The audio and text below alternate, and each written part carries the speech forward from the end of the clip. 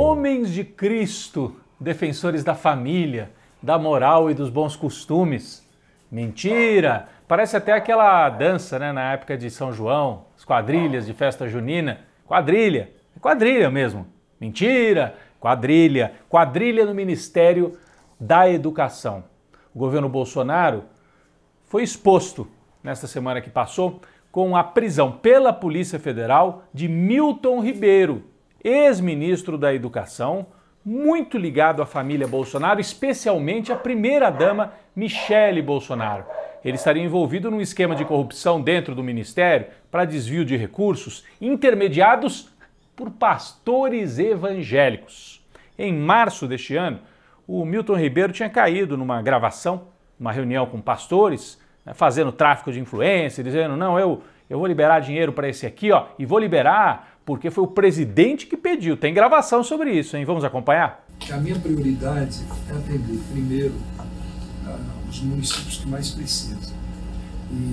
E segundo, atender a todos os que são amigos do pastor Gilmar.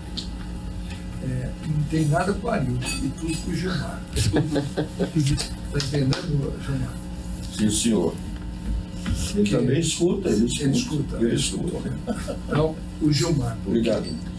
Que foi um pedido especial que o presidente da República fez para mim sobre a questão do Gilmar, apoio. Então, o apoio que a gente pede não é segredo, isso pode ser publicado. É apoio sobre a construção das igrejas. Essa gravação é de alguns meses atrás, mas agora houve a prisão realmente. Milton Ribeiro preso e também os pastores Gilmar Santos e Arilton Moura. Bom, na época em que a gravação tinha saído, em que o ministro foi até depois demitido, né? Em março, abril, Bolsonaro chegou a dizer que botava a cara no fogo, não era nem a mão, eu ponho a cara no fogo pelo Milton Ribeiro. Depois da prisão, essa fala do Bolsonaro foi relembrada e uma centena de memes circulou pela internet para escancarar a hipocrisia do governo Bolsonaro. O Milton, coisa rara de eu falar aqui. Eu boto a minha cara no fogo pelo Milton, minha cara toda no fogo pelo Milton. Eu boto a minha cara no fogo pelo Milton. A minha cara no fogo pelo Milton, pelo Milton. Estão fazendo uma covardia com ele. Minha cara toda no fogo pelo Milton. Bom, a avaliação em Brasília, dentro da campanha bolsonarista, é de que esse caso foi um desastre. Um desastre porque pegou o núcleo do discurso de Bolsonaro. Ele costuma dizer, o meu governo tem defeitos e tal, mas pelo menos ninguém rouba, não tem corrupção. Está até dizendo isso nessa campanha prévia aí de televisão, no horário político do partido dele. E todo mundo sabe que os esquemas são variados, é a família da rachadinha, compraram casa, compraram até mansão em Brasília sem ter origem para o dinheiro. Então tem muito esquema rolando. No caso das vacinas, isso ficou muito claro também na CPI, mas agora pegou alguém que é muito próximo.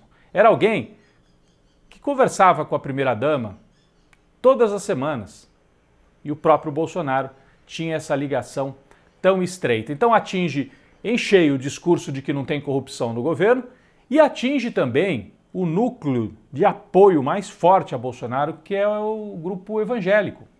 Como é que ficam os evangélicos sérios, decentes, que ainda acreditavam no Bolsonaro? A gente não consegue entender, mas tem gente que acredita de boa fé. A hora que olham assim para esses pastores presos pela Polícia Federal, e o próprio ministro não era evangélico, mas era de uma igreja presbiteriana, protestante também. Então, foi um ataque muito duro ao Bolsonaro. É verdade que ele conseguiu reagir e logo no dia seguinte, a Polícia Federal conseguiu evitar que o ministro, a direção da polícia, que o ministro Milton Ribeiro fosse transferido de São Paulo para Brasília, porque a investigação acontece em Brasília. Ele foi preso em Santos, no litoral paulista. E a ordem era transferir para Brasília. A Superintendência em São Paulo conseguiu travar, segurou o Milton Ribeiro em São Paulo e aí teve tempo, os advogados tiveram tempo de conseguir cassar a ordem de prisão e um desembargador, que dizem é ligado também ao governo, quer se mostrar útil ao governo, mandou suspender a prisão. Então menos de 24 horas aí eles conseguiram dar o contra-ataque, mas a investigação continua.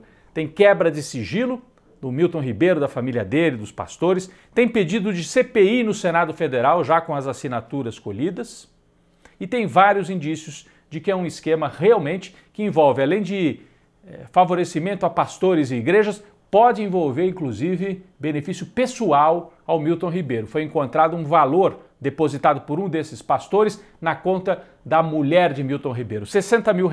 Ele disse que era para comprar um carro. Coincidência, né? Está negociando o carro justamente com esses pastores que circulavam ali pelo ministério e pelo palácio. Eles foram vistos dezenas de vezes dentro do Palácio do Planalto. Bom, o Bolsonaro já vinha numa fase difícil de popularidade, a morte terrível de Genivaldo no Sergipe, depois os assassinatos de Dom Phillips e Bruno Pereira na Amazônia, algumas lideranças de centro, de direita, que estavam com o Bolsonaro, querendo, né, se desvencilhar do Bolsonaro porque ele está com uma imagem complicada. Até mesmo o Arthur Lira, que é o presidente da Câmara, aliado de Bolsonaro, foi na semana passada num aniversário de um deputado do PT. O Arthur Lira começando a, vou fazer minhas pontes com a turma do PT, porque se o Lula ganhar, eu tenho com quem conversar. Então, Datafolha, primeiro turno. Lula, 47%, Bolsonaro, 28%, Ciro, 8%, Janones, 2%, e aí alguns outros com 1%, inclusive a Simone Tebet, com apoio do PSDB, do MDB, que não sai de 1%. Esse resultado significa que Lula tem 47% e todos os outros somados têm 41%. Ou seja, o Lula tem mais do que a soma dos adversários, ganharia em primeiro turno. Mas se tiver segundo turno, é uma surra também. O Lula, 57%, Bolsonaro, 34%. Bolsonaro tem uma rejeição altíssima, 55% dizem que não votariam em Bolsonaro de jeito nenhum, contra 35% que não votariam em Lula. É um recorte que mostra a força do ex-presidente Lula. A pesquisa mostra esse favoritismo, mas indica também uma resiliência de Bolsonaro, né?